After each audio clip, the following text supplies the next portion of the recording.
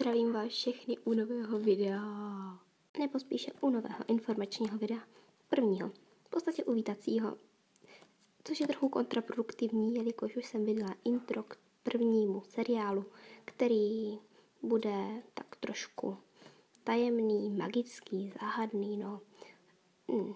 Všechno máte v popisku u intra, takže ten děj si umíte snad představit, jak to asi bude vypadat.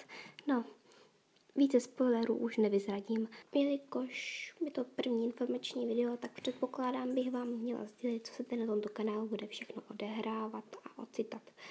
Jak jste možná pochopili, bude se to točit hlavně z LPS a sem hodím nějaký gameplay s FNAFkem a tak dále, tak dále.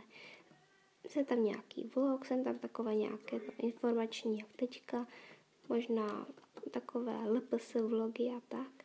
Pokusím se přijít taky na něco originálnějšího, než jenom opakovat furt to samé do kolečka, jak je to všude, je toho plný YouTube a prostě doufám, že si to užijete. Předem se omlouvám za kvalitu, protože můj mobil a kvalita je nebe a dudy, protože, no to víte, mobil.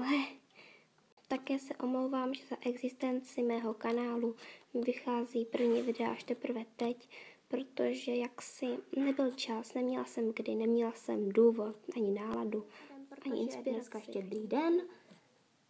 Když to budu zveřejňovat, tak asi už nebude, ale to je jedno.